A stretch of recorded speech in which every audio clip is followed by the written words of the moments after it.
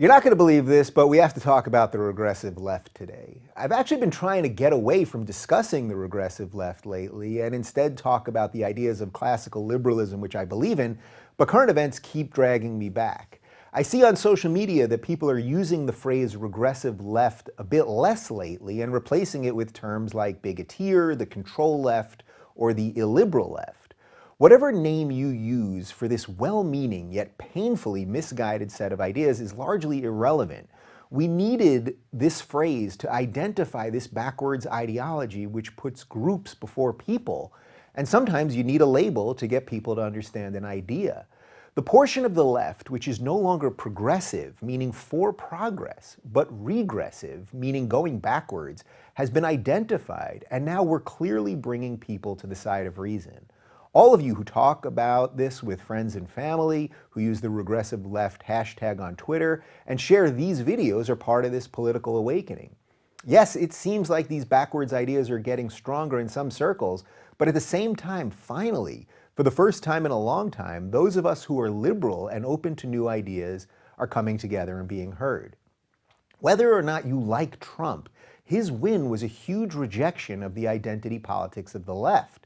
But don't take my word for that, Bernie Sanders said it himself. The only thing which can replace the regressive dissent of the left is a return to true liberalism. A liberalism which defends free speech and expression, a liberalism that is for liberty and rights of the individual, and most importantly, a liberalism that is one for human liberty. I now believe that this regressive ideology is the biggest threat to freedom and Western civilization that exists today. With the rise of Trump and the constant comparisons they make of him to Hitler, the left now has the perfect boogeyman to use to excuse anything. If your opponent is a vile racist, then you can use violence and any means necessary to stop him. The regressive left has already begun using violence as a tactic, and I fear that that's just getting started. If you're only now getting up to speed on what the regressive left is, allow me to recap quickly. The regressive, control, illiberal left, whatever you want to call it, is a group of people who place identity, usually based on immutable characteristics, in a pecking order of social importance such as race, gender, and religion, where victimhood is the highest virtue to be had. This oppression Olympics allows groups to compete for who is the most oppressed, thus the most virtuous. And if someone isn't as oppressed as you, then you have full authority to oppress them accordingly. So Black Lives Matter can protest a gay rights march in Toronto. White gay men can be banned from leading LGBT organizations on college campuses. Pro-life women can be kicked out of women's rights marches, and so on. This backwards ideology, which demands we judge each other not on the content of our character, but on the color of our skin or some other baked-in trait, puts the collective ahead of the individual. It loves all of its minority groups to behave as monoliths, so if you're a true individual, meaning you don't subscribe to the ideas that the groupthink has attributed to you based on those immutable characteristics, you must be cast out. Many of the guests on my show have suffered from this backwards backlash. Ayaan Hirsi Ali, Maajid Nawaz, Sarah Haider, and Ali Rizvi all have felt abandoned by the left because they speak out about the problems within Islam. They dare to fight for a more tolerant, more truly progressive Islam in tune with a modern society and basic liberal values, and for that they're labeled bigots or worse. The Southern Poverty Law Center even labeled Maajid as an anti-Muslim extremist. In reality, Maajid's a former Islamist who has devoted his life to trying to reform Islam from the inside, to try to reconcile his faith with the modern world, fighting for gays and atheists and women and any other free thinkers living under theocratic rule. For this, he is called a porch monkey and other vile names by supposed progressives, while at the same time he's admired by many on the right for being outspoken. This is the absolute height of absurdity. But it all makes sense when you value groups over individuals. The individual must be sacrificed at the altar of the collective. So when any of these people dare speak out and call for true tolerance, they find their tolerance met with intolerance. The left loves diversity in skin color, just not diversity in thought. Of course, this regressive ideology isn't just tied to Islam at all. My guest this week is Larry Elder, a black conservative who has had every label and smear thrown at him.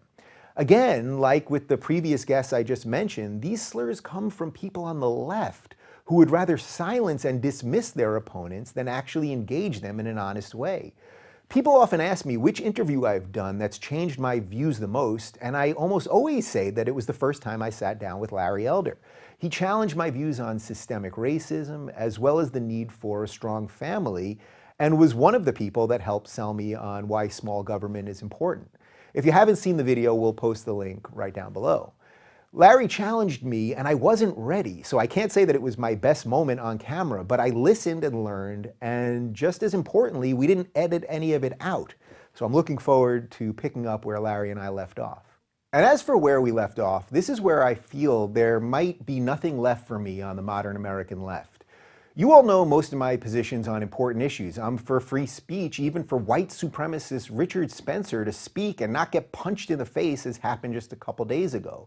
And I'm still a card-carrying liberal, by the way. I'm for gay marriage, I'm pro-choice, I'm pro-legalization of marijuana, I'm against the death penalty, and the list goes on. At the same time, though, I'm against this oppression Olympics. I'm against safe spaces and trigger warnings. I'm against labeling all my opponents bigots and racists, and I'm against deplatforming speakers, especially at colleges where ideas are meant to be challenged and debated. I'm also for states' rights, for following the Constitution, and most importantly, for having a limited government that gets out of the way so that you can live your life to the fullest. I've said a few times on the show that defending my liberal principles has become a conservative position. Interestingly, I've also heard conservatives like Andrew Klavan and Dennis Prager say that they are conservatives because they really are liberals. This is where we might get lost in the definition of liberal in the modern sense versus classical liberal. So if you're still confused about that, check out a video I did a couple weeks ago called Why I'm a Liberal. We'll put a link to it right down below. The point is that if the issues I care about most, free speech, rights of the individual, and limited government designed to maximize liberty, now have almost nothing to do with the modern left. My positions basically haven't changed, but I've watched as my team has gone off the deep end. The battle of ideas always gets to a tipping point, and I sense that we're closing in on one right now. If we can't rein in this madness on the left, then Donald Trump will be all too happy to show them his authoritarian side. Both sides are ramping up for a showdown. That seems incredibly obvious to me. So while I absolutely believe that the new center filled with liberals, conservatives, and libertarians and others is rapidly growing, maybe I've lost the left, and maybe that's okay. But to end this direct message, I now kick this back to you guys. If you're liberal, is there anything left for you on the left? Or are you left out? Is it now the conservative position to truly be liberal? Let me know in the comments right down below, and we'll see if there's anything left to discuss.